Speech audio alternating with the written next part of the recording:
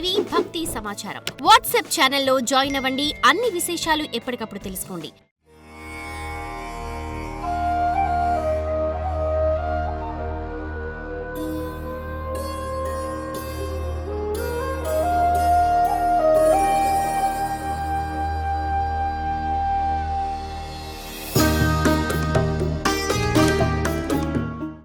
Big TV ప్రేక్షకులకు నమస్కారం. సరస్వతి నమస్తభ్యం వరదే కామరూపిణి విద్యారంభం కరిష్యామి సిద్ధిర్భవతమే సదా. ముందుగా ప్రేక్షకులందరికీ వసంత పంచమి శుభాకాంక్షలు. మాఘమాసం శుక్లపక్షం పంచమి రోజున సరస్వతీదేవి ఆరాధన చెయ్యాలి అని సాక్షాత్తు శ్రీకృష్ణ పరమాత్ముడే తెలియచేశాడు. ఎన్నో పురాణ ఇతిహాసాలలో అమ్మవారి వైభవ ప్రాభవాల్ని ఎంతో చక్కగా వర్ణించారు. ఈ నేపథ్యంలో సరస్వతీదేవి తత్వాన్ని విషయ సంగ్రహాన్ని సవివరంగా సుశాస్త్రీయంగా తెలియచేయటానికి ప్రముఖులు మనతో పాటు ఉన్నారు. ఆర్ష విద్య తపస్వి, ఆర్ష విజ్ఞాన భాస్కర, తత్వం చారిటబుల్ ట్రస్ట్, సువర్ణ భారతి గోశాల వ్యవస్థాపకులు, అలాగే శృంగేరి శారద భారతీ తీర్థ మహాసంస్థానానికి సంబంధించి ఉభయ రాష్ట్రాలకు సంబంధించి సంచాలకులుగా విశిష్ట సేవలు అందించడమే కాకుండా సనాతన ధర్మ ప్రచారంలో తన వంతుగా బాధ్యత నిర్వహిస్తూ తన గళాన్ని ఎత్తి చాటుతూ ఎంతో మందిని చైతన్యవంతులుగా చేస్తూ మరెంతో మందిని కూడా ధర్మ కార్యాచరణ వైపు వారిని ముందుకు నడిపిస్తూ విజయవంతంగా తన కర్తవ్యాన్ని నిర్వహిస్తున్నారు. స్పిరిచువల్ సైంటిస్ట్, భారతీ తీర్థ పురస్కార గ్రహీత శ్రీ శ్రీ శ్రీ బంగారయ్య శర్మ గారు. వారితో మాట్లాడి మరిన్ని విషయాలు వారి మాటలో తెలుసుకుందాం. నాటి కార్యక్రమాన్ని ప్రారంభిద్దాం. నమస్కారం గురుగారు. నమస్కారం అమ్మా. శ్రీ పంచమి రోజున సరస్వతీ దేవిని ఎందుకు ఆరాధించాలి, ఎలా ఆరాధించాలి? శారదా శారదాంభోజవదనా వదనాంబుజే సర్వదా సర్వదాస్మాకం సన్నిధిం క్రియాత్. చాలా విశేషమైనటువంటి ప్రశ్నమ్మ. ముందు బిగ్ టీవీ ప్రేక్షకులందరికీ వసంత పంచమి శుభాకాంక్షలు తెలియపరుస్తూ, అదేవిధంగా మీకు, మీ యాజమాన్యానికి, అందరికీ అందులో పనిచేసే వాళ్ళకి ఈ శుభాకాంక్షలను అందజేస్తూ, మనందరికీ ఎవడైనా ఏం కావాలరా నీకు అంటే తెలివి కావాలి, బుద్ధి కావాలి, అక్షరం కావాలి, బాగా నేను మాట్లాడగలగాలి, నాకు వాక్ పెటిమ ఉండాలి, వాక్ వైఖరి ఉండాలి, శబ్ద ఝరి ఎప్పుడూ నా వెంట పక్కన సాగుతూ ఉండాలి. ఇవి ఎలా ఉండాలి? జ్ఞానయుక్తమై ఉండాలి. ఏదో మాట్లాడాము అన్నట్టు కాదు. ఏం మాట్లాడినా దానికి ఒక అద్భుతమైనటువంటి ఒక అథెంటిసిటీ ఉండి నేను మాట్లాడాలి అనే ఆలోచన ఉండాలి. దాని మీద పట్టు ఉండాలి. ఆ ఇచ్చేటటువంటి తల్లే వాగ్దేవత, ఆవిడే సరస్వతి. ఈ సరస్వతి అమ్మవారు అనంగానే మనకి సమస్తమైనటువంటి విద్యలకి మూలమై చక్కగా తెల్లటి చీరతో ఎర్రటి బార్డర్ కట్టుకొని మల్లెపువ్వులాగా, ఓ మంచులాగా, అదేవిధంగా ఓ ముత్యాల హారంలాగా, ఓ చంద్రుడు, పున్నమి నాటి చంద్రుడిలాగా తెల్లటి ముఖముతో ఆనందంగా తృప్తిగా ఒక వీణని చేతిలో పెట్టుకొని, ఆ ఒక చేతిలో అక్షమాలను ధరించి ఓ చేతిలో పుస్తకాన్ని పక్కన పెట్టుకొని, అదేవిధంగా చిలకని పక్కన ఉంచుకొని, శారిక అని కూడా పిలుస్తాం, ఓ చిలకని పక్కన పెట్టుకొని, ఇలా ఓ దేదీప్యమానమైనటువంటి శ్వేత పద్మములో కూర్చొని ఉన్నటువంటి తల్లి. ఆ తల్లి కోసం బ్రహ్మ, విష్ణువు, మహేంద్రుడు, అదేవిధంగా మహేశ్వరుడు, దేవతలందరూ కూడా తపస్సు చేస్తూ ఉంటారు. అలాంటి ఆ తల్లి యొక్క రూపాన్ని ఒక్కసారి మనం తలుచుకుంటే మనలో ఉన్న జాడ్యాలన్నీ దూరం అయిపోతాయి. ఎక్కడిది ఈ శ్లోకం? యా కుందేందు తుషారహార ధవళ, యా శుభ్ర వస్త్రాన్విత, యా వీణా వరదండ మండితకర, యా శ్వేత పద్మాసన, యా బ్రహ్మాచ్యుత శంకర ప్రభృతిభి దేవై సదా పూజిత సామాం పాతు సరస్వతి భగవతి నిశ్శేష జాడ్యాప. మనలో ఉండే జాడ్యము, బద్ధకము అన్నీ కొట్టుకుపోతాయి. తెలివి తక్కువ వాడికి బద్ధకం ఎక్కువ ఉంటుంది. తెలివి గలవాడికి బుద్ధి చాలా చురుకుగా పనిచేసి వాడికి బద్ధకం ఉన్నా వాడి పనులు అయిపోతుంది. కాబట్టి ఆ మేధ, ఆ తల్లి ఆశ్రయించాలి. ఇక మాఘ శుక్ల పంచమి, దీనినే మనమందరం కూడా ఆ అమ్మవారి పేరు మీదుగా చాలా విశేషంగా జరుపుకుంటూ ఉంటాం. ఆ సరస్వతి అమ్మవారి యొక్క ఆరాధన చేస్తాం. ఆ అమ్మవారి రూపాన్ని తలుచుకొని ఒక విగ్రహం పెట్టుకొని ఆనాడు చక్కగా షోడశోపచార పూజలతోటి ఆ అమ్మవారిని అర్చించుకొని మన దగ్గర ఉండే గ్రంథాలను తీసుకొని వెళ్ళి అక్కడ పెట్టి, ఈ గ్రంథాలలో ఉన్నటువంటి అమ్మా సరస్వతి నువ్వు నా కంఠమునందు ఆభరణంగా ఉండాలమ్మా అని కోరుకుంటూ ఆ తల్లిని మనం నమస్కారం చేసుకోవాలి. ఆ రోజు చాలా ఎవ్వరిని అనవసరంగా నిష్కారణంగా ఒక మాట అనకూడదు. ఎందుకు? ఆ తల్లి అహింసా దేవత, అహింసకి పెట్టింది పేరు. కాబట్టి అలాంటి ఆ అహింసా దేవత అయినటువంటి ఆ తల్లిని మనస్ఫూర్తిగా ఈ అష్టోత్తర శతనామాదులు చేసుకొని అర్చించుకొని కనీసం ఒక్క అష్టకమో లేదా ఒక్క శ్లోకమైనా, ఓపిక ఉన్నవాడు ఒక 100 శ్లోకాలు శతశ్లోకి అయినా, ఇంకా ఓపిక ఉన్నవాడు 500 శ్లోకాలైనా ఆ రోజు ఏదో ఒక రూపంలో పఠనం చెయ్యాలి. అంటే భగవద్గీత చదువు, లేదు విష్ణు సహస్రనామం చదువు, లేదు శివ అష్టోత్తర శతనామావళిని చదువు, లేదా సరస్వతి అష్టోత్తరం చదువు, కానీ ఏదో ఒకటి చదువు, పూజ చేసుకొని అని ఇది ఒక ప్రతిజ్ఞ కింద తీసుకొని, అమ్మా నన్ను ఆవరించు, నన్ను ఆవహించు, నాలో ఉండి నాలో ఉన్న అజ్ఞానం అనే చీకటిని మొత్తాన్ని తీసేసెయ్యి తల్లి అని మాఘశుద్ధ పంచమి నాడు ఎవడు అనుష్ఠానం చేస్తాడో ఆ అమ్మకి, ఆ అమ్మ వాణ్ణల్లా అనుగ్రహించి వాడిలో ఉండే అవిద్యని, అజ్ఞానాన్ని దూరం చేస్తుంది. ఆ రోజు అక్షర స్వీకారం కూడా చేస్తూ ఉంటారు. అక్షరాభ్యాసాలు అయితే లక్షల సంఖ్యలో జరుగుతూ ఉంటాయి. మరి ఆనాడే అక్షర స్వీకారానికి గల ప్రాధాన్యం. అక్షరాభ్యాసము మనం ప్రత్యేకంగా చేయడంలో కారణము ఇది. అందుకనే సాధ్యమైనంత మటుకు అక్షరాభ్యాసం చేయడానికి అయితే బాసర తీసుకొని వెళ్తారు, లేదంటే శృంగేరి శారదా అమ్మవారి దగ్గరికి వెళ్తారు. బాసరలో వ్యాసుల వారు శారదా అమ్మవారిని ప్రతిష్ఠ చేశారు. శృంగేరిలో శారదా అమ్మవారిని సాక్షాత్తు ఆదిశంకరాచార్యుల వారు ప్రతిష్ఠ చేశారు, కలియుగాంతం దాకా ఉండి అనుగ్రహించాలి అని.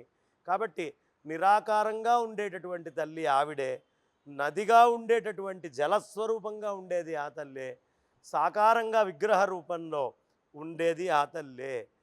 అందుకనే మీరు ఎప్పుడైనా సరే అమ్మవారిని ముందు సాకారంగా మొదలుపెట్టండి, ఆ తర్వాత జలస్వరూపంగా తీసుకొని వెళ్ళి ఆ అమ్మవారిని ప్రార్థన చేయండి, ఆ తర్వాత నిరాకారమైనటువంటి తత్వంతో అర్చన చేయండి. ఇది మనందరినీ కాపాడి అనుగ్రహిస్తుంది. అందుకని అక్షరాభ్యాసాలు చేస్తారమ్మ. ఈ ప్రపంచంలో మన దగ్గర డబ్బు బాగా ఉంది, దాన్ని దొంగలు ఎత్తుకుపోతారు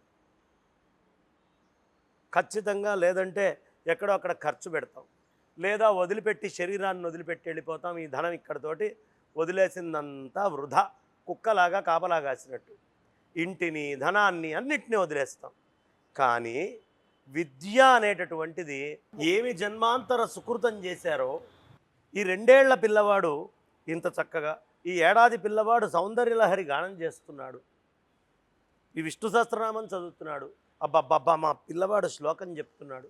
ఎక్కడి నుంచి వచ్చింది ఇది అంటే ఈ జన్మ కాదు, జన్మాంతరంలో మనం చదువుకున్నటువంటిది మన వెంట మళ్ళీ వస్తుంది. అందుకనే క్షరము అంటే నాశనం, అక్షరము నాశరహితమైనటువంటిది, ఎప్పటికీ నాశం కాదు. కాబట్టి నాశము కానటువంటిది కావాలి అని ఎవడు కోరుకోడు. ఆ నాశము కానటువంటి తల్లి ఆ తల్లి. అందుకనే ఖచ్చితంగా మనం ఈ మాఘ శుక్ల పంచమి నాడు ఆ సరస్వతి అమ్మవారిని అక్షరము కాబట్టి జన్మ జన్మలకి ఒకసారి తీసుకుంటే మన వెంట ఉంటుంది కాబట్టి దొరలు దొంగలెత్తుకుపోరు, దొరలు దాన్ని దోచుకోలేరు, ఎవరి తలం కాదు. కాబట్టి అలాంటి ఆ సరస్వతి అమ్మవారు నాకు అధీనమగుగాక, నన్ను అనుగ్రహించుగాక. ఈ జన్మకు కాదు, ఎన్ని జన్మలు నేనెత్తినా నన్ను అనుగ్రహించేట్టుగా ఆ తల్లి ఉండుగాక అని సరస్వతి అమ్మవారి ప్రార్థనని విశేషంగా మనం చేస్తాం. ఓ మహానుభావుడు ఆయన అక్షరాలు తీసుకున్నాడు. ముందు గణపతి స్తుతి మొదలుపెట్టాడు. వక్రతుండ మహాకాయ కోటి సూర్య సమప్రభ నిర్విఘ్నం కురు మే దేవ సర్వకార్యేషు సర్వదా. అయిపోయింది, బాగా రాశాడు. లక్ష్మీ అమ్మవారి స్తుతి తీసుకున్నాడు. లక్ష్మీం క్షీరసముద్రరాజతనయాం శ్రీరంగధామేశ్వరిం, బాగుంది. ఇంకొకటి తీసుకున్నాడు, సరస్వతి అమ్మవారి స్తుతి చేయాల్సి వచ్చింది. అమ్మా, నిన్ను స్తుతి చేయాలన్నా నిన్నే వాడుకోవాలి నేను, కాబట్టి నీ స్తుతి నువ్వు లేకుండా నువ్వు వాడుకోలేవు. మరి ఆ అందరి యొక్క గుణాలనే నేను గానం చేశాను, కానీ నీ గుణం నేను గానం చేయనమ్మా. నిన్ను నేను తీసుకొని వెళ్ళి నేను రాస్తున్నది భాగవతం కాబట్టి అక్షరస్వరూపమైనటువంటి నిన్ను అమాంతం ఆ కృష్ణతత్వంలో, ఆ పరమాత్మతత్వంలో లుప్తం చేసేస్తానమ్మా. కాబట్టి ఈ గ్రంథములో ఆ కృష్ణుడిలో లుప్తమయ్యేటటువంటి భాగ్యాన్ని కలిగించడం తప్ప నిన్ను వేరేగా నేను అర్చన చేయలేనమ్మా అని నమస్కరిస్తాడు. కాబట్టి అక్షరాన్ని ఎందుకు ధ్యానం చేయాలయ్యా? అక్షరమే ఎప్పుడూ రక్షించేది. ఇవాళ నువ్వు కూర్చొని ఇంటర్వ్యూ చేస్తున్నావన్నా, నేను కూర్చొని మాట్లాడుతూ ఉన్నా అన్నా, ఇక్కడ ఉన్నటువంటి వాళ్ళు అద్భుతంగా కెమెరాలు తీసి మనల్ని బంధించి చేస్తున్నారు అన్నా, లేదు ఈ వ్యవస్థ మొత్తం సెటప్ చేయడానికి ఒక ఆర్గనైజేషన్ తయారైంది అన్నా, వీటన్నిటిలో సరస్వతి ఉంటే ఇదేంటో తెలిస్తే అప్పుడు లక్ష్మి అవసరం.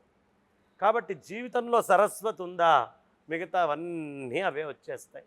కాబట్టి సరస్వతి అమ్మవారి యొక్క ధ్యానం చేయడంలో ఆ తల్లి ఒక్కతే ఐహికాన్ని ఆముష్మికాన్ని రెండింటినీ ఇస్తుంది.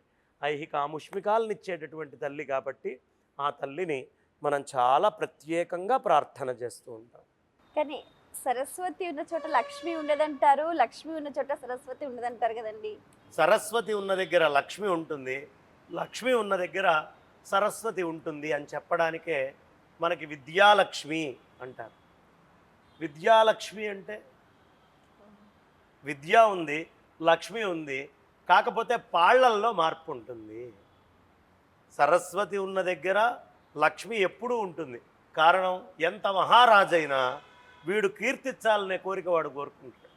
ఎంత మహా విద్య ఉన్నవాడైనా ఎక్కడి నుంచైనా ఒక 10 రూపాయలు వచ్చి నా కుటుంబం ముందరికి వెళ్ళి నా రాముడికో నా కృష్ణుడికో దేవతార్చనకి నివేదన దొరకాలి అనుకుంటాడు. కాబట్టి ఈ రెండూ ప్రతి వాళ్ళ దగ్గర ఉంటాయి, ప్రతి వాళ్ళని ఆశ్రయించి ఉంటాయి. కానీ వాళ్ళ జన్మాంతర సుకృతాన్ని బట్టి ఎన్ని పాళ్లల్లో ఉండాలో అన్ని పాళ్లల్లో వచ్చి ఉంటాయి. గురుగారు, మనం గమనిస్తే కూడా సరస్వతీదేవి ప్రార్థనా శ్లోకంలో వరదే కామరూపిణి అని అంటూ ఉంటారు. మరి ఈ కామరూపిణి సరస్వతీదేవి ఎలా అయ్యింది? ఇప్పుడు నీకు ఒక కోరిక వచ్చింది, బంగారేష్ శర్మ గారు దొరికితే ఆయన్ని నేను ఇంటర్వ్యూ చేయాలి అని. అవునా అమ్మ? కోరికే కదా నీకు వచ్చింది. ఇప్పుడు నీకు కోరిక వచ్చిన వెంటనే నీలోంచి కొన్ని అక్షరాలు బయటికి వచ్చినాయి. ఆ అక్షరాలు తీసుకొని నాకు ఒక ఫోన్ చేసావు, గురువుగారు ఇది అని. ఇప్పుడు నీ కోరిక అక్షర రూపంలో నా దగ్గరకు వచ్చింది కాబట్టి నాకు కూడా అరే రే ఈ అమ్మాయి చాలా సీనియర్ యాంకరు, ఈ అమ్మాయి ఇంటర్వ్యూ చేస్తే నేను కూడా 4 మాటలు చెప్పాలి, ఎందుకు చాలా హేతుబద్ధంగా ఈ అమ్మాయి అడుగుతుంది అని నాకు కోరిక వచ్చింది. నాలోంచి కూడా అక్షరాలు బయటకు వచ్చినాయి. నువ్వు నన్ను ప్రశ్న వేశావు, నేను అంగీకారం చేశాను. ఈ రెండిటి మధ్యలో సరస్వతి అమ్మవారు ఉందా లేదా? అంటే మన కామము తీరాలి, కోరిక తీరాలి అంటే సరస్వతి ఉండాలి. వరదే కామరూపిణి, కోరికల్ని తీర్చేటటువంటి తల్లిగా కామరూపంలో ఉంటుంది. తర్వాత ఆ తల్లికి ఎలా కావాలో ఆ రూపంలో ఉంటుంది. అందుకే నాలో ఉన్న జ్ఞానం వేరు, నీలో ఉన్న జ్ఞానం వేరు. అక్కడ కూర్చున్న కెమెరామ్యాన్లో ఉండే జ్ఞానం వేరు, వెనకాల ఉండే గోవుల్లో, చిన్న పిల్లిలో, జీవరాశి అంతట్లో ఒక్కొక్క జ్ఞానం ఉంది. ఈ జ్ఞానం అంతా వేరువేరుగా ఉంది. అందుకే ముఖే ముఖే సరస్వతి. ఎవరి ముఖమునందు ఏ విధంగా ఉండాలో అలా ఉంటుంది సరస్వతి. కాబట్టి మన కోరికలు తీరాలన్నా, మన కోరికలు తీర్చాలన్నా ఆ తల్లి కామరూపంలో ఉంటేనే సాధ్యమవుతుంది. కాబట్టి మోక్షం కావాలి అనే ఆలోచన ఉన్నా మోక్షము కూడా ఒక కోరికే. పురుషార్థాలలో ఒకటి ధర్మ అర్థ కామ మోక్షాలు. కాబట్టి మోక్షమైన ఆ తల్లి అనుగ్రహిస్తేనే వస్తుంది. కాబట్టి మన కామాలు అన్నీ తీర్చడానికి కామరూపిణిగా ఆ తల్లి ఉంది. వరదే కామరూపిణి. నువ్వు కామరూపిణివి కదా. విద్యారంభం కరిష్యామి, నేను విద్యను ఆరంభిస్తున్నాను అంటే నా కోరిక ఉంది కదా. ఇప్పుడు కామము, నా కోరికలో నువ్వు చేరి విద్యారంభం కరిష్యామి సిద్ధిర్భవతు మే సదా, నేను కోరుకుండేటటువంటిది సిద్ధించేట్టుగా నన్ను అనుగ్రహించు తల్లి సరస్వతి అని వేడుకోవడం, అది కామరూపిణి యొక్క అర్థం. బాగా చెప్పారు గురుగారు. అయితే ఇప్పుడు మనం గమనిస్తే కూడా సరస్వతీదేవికి నదీ స్వరూపం కూడా లభించింది. మరి సరస్వతీదేవి నదిగా ఎప్పుడు మారింది? అంబికమే నదీంతమే అని మనకి ఋగ్వేదంలో కూడా మంత్రం ఉంది. ఇది ఋగ్వేద కాలం నుంచి ఉంది. ఇందులో చాలా కథలు ఉన్నాయి. ఎలాంటి కథలు ఉన్నాయి అంటే, ఓ సందర్భంలో బ్రహ్మదేవుడు నేను ఎలా అయినా సరే మేధని సృష్టి చేయాలి అనుకున్నప్పుడు ఆయన మేధని సృష్టి చేద్దామని ఆలోచించినప్పుడు ఆ తల్లి ఆయనలోంచి జలరూపంగా బయటికి వచ్చింది. అందుకని ఆవిడ్ని సరస్వతి అంటాం. అదే సరస్వతి అమ్మవారి విషయంలో ఇంకొక కథ కూడా ఉంది. ఓ సందర్భంలో బ్రహ్మదేవుడు ఆయన యజ్ఞం చేద్దామని పుష్కర ప్రదేశంలో, పుష్కరం అంటే రాజస్థాన్ దగ్గర ఉంది, అక్కడ చేస్తూ ఉన్నారు. సరస్వతి అమ్మవారు రావడానికి ఆలస్యం అయ్యేటప్పటికీ సావిత్రిని పెట్టుకొని చేశారు. అప్పుడు సావిత్రిని పెట్టి చేసుకున్నందుకు ఈవిడికి కోపం వచ్చింది. ఆ వచ్చినప్పుడు ఒకళ్ళనొకళ్ళు శపించుకున్నారు. ఆ శపించినప్పుడు సావిత్రి అమ్మవారు నువ్వు నదివై ప్రవహించుగాక అని శపించింది. ఆ విధంగా నదీ స్వరూపంగా అక్కడొచ్చింది. పాపం ఆ తల్లికి ఇంకొక శాపం కూడా ఉంది. వినాయకుడు మహాభారతం రాస్తున్నప్పుడు చాలా పెద్ద ఎత్తునగా ఇబ్బంది పెట్టేట్టుగా సరస్వతి నది ప్రవాహం వస్తుంటే అక్కడ ఆనందంగా వినాయకుడు నేను రాసే భారతానికి నాకు అడ్డం వస్తావా, నువ్వు లుప్తమైపో అన్నాడు. అక్కడ వచ్చినటువంటి మనా దగ్గర వచ్చినటువంటి సరస్వతి అక్కడే లుప్తమైపోతుంది. కాబట్టి ఇలా సరస్వతి అమ్మవారిని కొలవడంలో అనేకమైనటువంటి కథలు మనకి గోచరమవుతూ ఉన్నాయి. బాగుంది. అయితే ఇప్పుడు ఏదో ఒక రంగంలో ఉన్న వాళ్ళు రాణించాలి అని అంటే సరస్వతి ఆరాధన చేయాలి. పిల్లలు ఉన్న వాళ్ళు చేస్తారు. అంటే పిల్లలు లేని వాళ్ళు, అంటే సామాన్యమైన వాళ్ళు, ఏ వృత్తి రంగంలో లేని వాళ్ళు సరస్వతీదేవిని ఆరాధించాలంటారా? ఈ భూమి మీద పుట్టినటువంటి ప్రతి ప్రాణి సరస్వతి అమ్మవారిని ఆరాధించి తీరాల్సిందే. తీర్తేనే అక్షరము అంటే నాశనము, అక్షరము అంటే నాశరహితం. మోక్షం కావాలా, అక్షరాన్ని ఆశ్రయించు. అక్షరం కావాలా, సరస్వతి అమ్మవారు రావాల్సిందే. సరస్వతి అమ్మవారు వచ్చిందా ఏ ప్రాణి అయినా ఉద్ధరించబడ్డట్టే. కాబట్టే మనకి ఎన్నో నదులు ఉన్నాయి. ఈ కుంభమేళా సమయంలో నువ్వు నన్ను అడుగుతున్నావు. ఈ కుంభమేళాలో మనందరికీ తెలియాల్సినటువంటిది ఏమిటయ్యా అంటే, సరస్వతి అమ్మవారు గంగ ఒక దగ్గర నుంచి, యమున ఓ దగ్గర నుంచి వస్తుంది. సరస్వతి అమ్మవారు కూడా అక్కడ లుప్తమై ప్రయాగరాజులో కింద నుంచి లేచి గంగా యమునతోటి సంగమం అవుతుంది.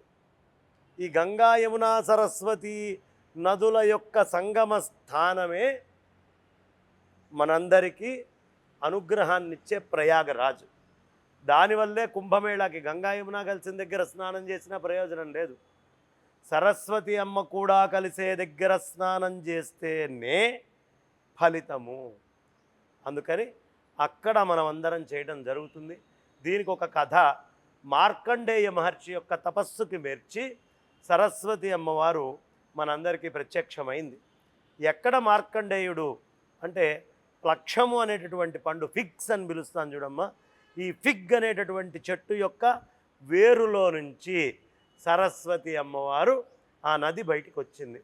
ఎలా అయితే గోదావరి వచ్చేటప్పటికి మనకి మేడి చెట్టు నుంచి వచ్చింది, శ్వేతమేడి, అది కూడా శ్వేత ఔదుంబర వృక్షము నుంచి అది వస్తే, ఈ ఫిగ్ అనేటటువంటిది నాలెడ్జ్కి గుర్తు అంటారు, మూడో కన్ను తెరుచుకుంటుంది అని చెప్తారు దాన్ని తింటే.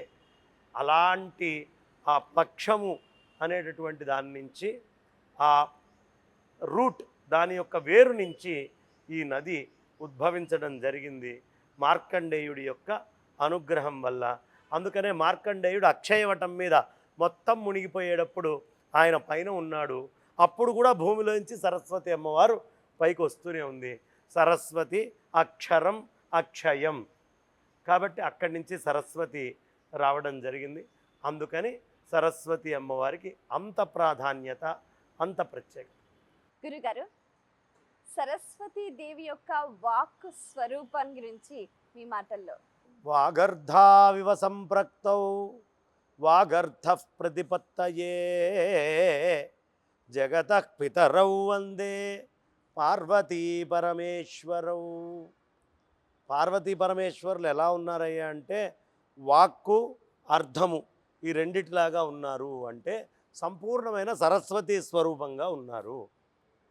ఇది మనం చెప్పుకోవాల్సింది.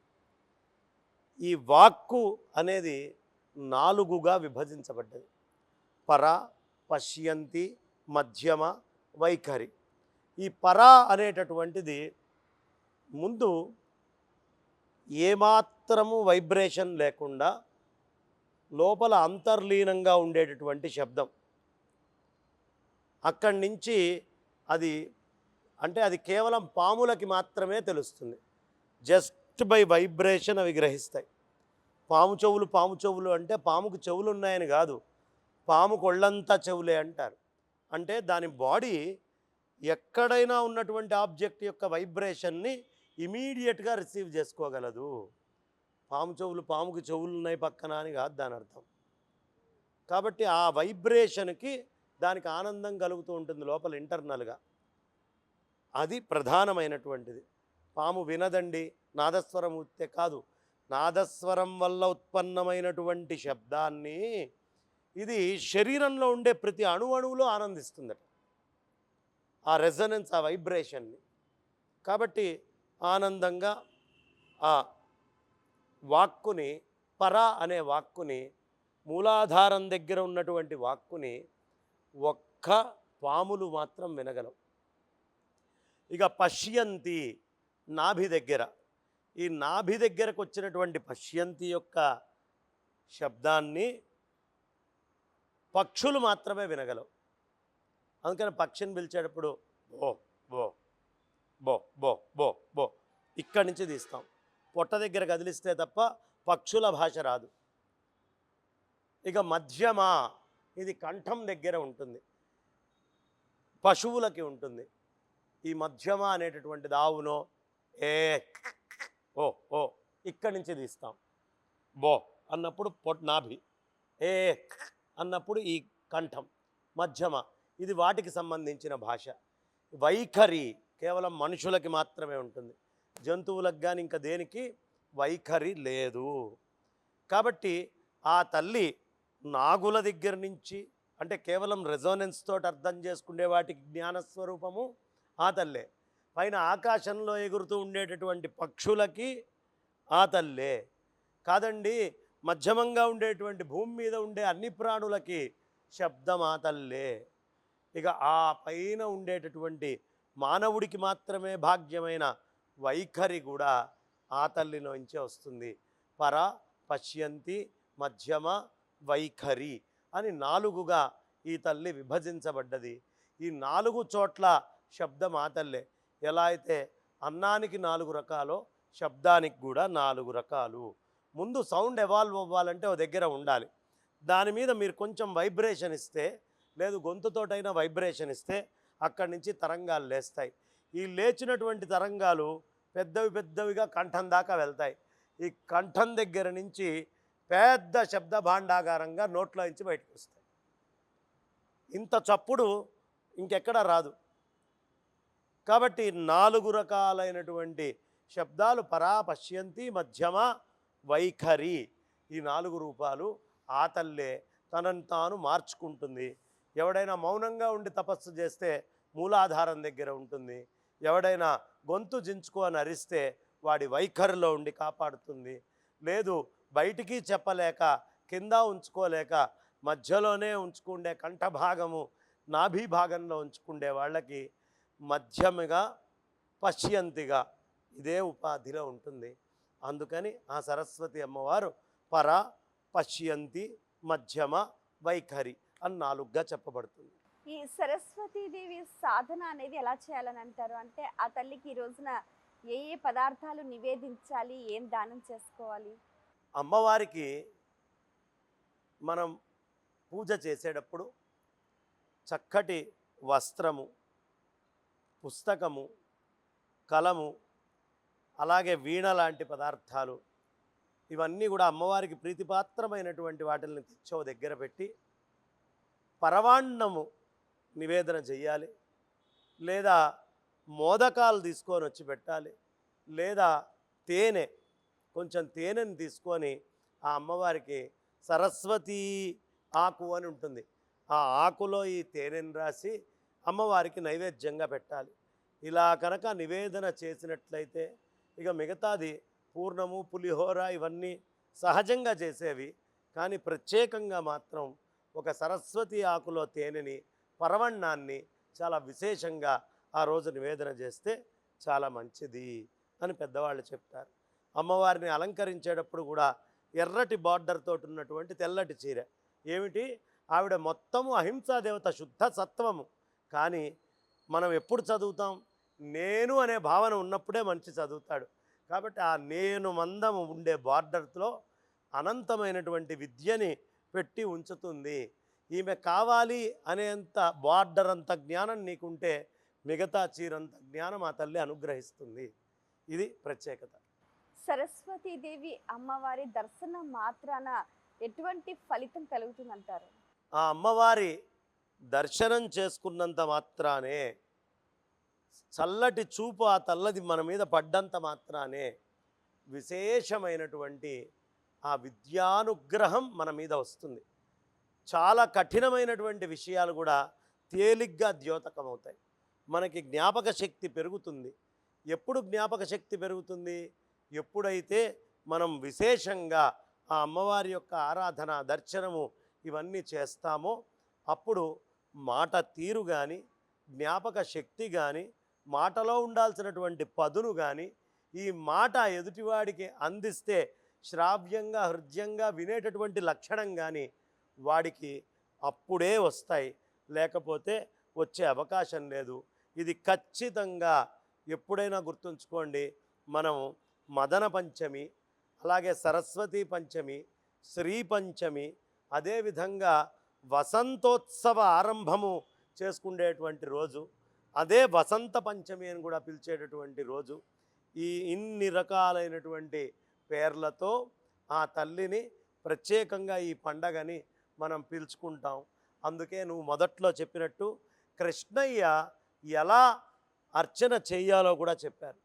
ఆ అమ్మవారి ప్రతిమ తీసుకొని వచ్చి షోడశోపచార పూజలతోటి చేసుకొని ఆనందంగా అనుగ్రహాన్ని పొందడం. ఎందుకు అంటే కృష్ణ పరమాత్మ ఆయన జన్మనెత్తాడు, కానీ ఆయన ఎత్తినటువంటి ఈ అవతారము యొక్క పూర్ణత్వము ఈ మొత్తము ఇచ్చినటువంటిది మహామాయ. ఆ మహామాయే కాత్యాయని, ఆ తల్లినే శారద అని కూడా పిలుస్తారు అని భాగవతం మనకి సుస్పష్టంగా చెప్తుంది. మహాసరస్వతే కృష్ణుడి యొక్క కార్యక్రమాలన్నీ దిగ్విజయం అవడానికి సోదరిగా ఉండి సహకరించింది. అందుకని ఆ అమ్మవారిని ప్రత్యేకంగా పూజ చేసి అర్చించి ఫలాలను పొందాలి. ఇది ఇవాళ కార్యక్రమం. మరో కార్యక్రమంలో మళ్ళీ కలుసుకుందాం. అంతవరకు సెలవు. నమస్కారం. For more videos like this, subscribe Big TV channel.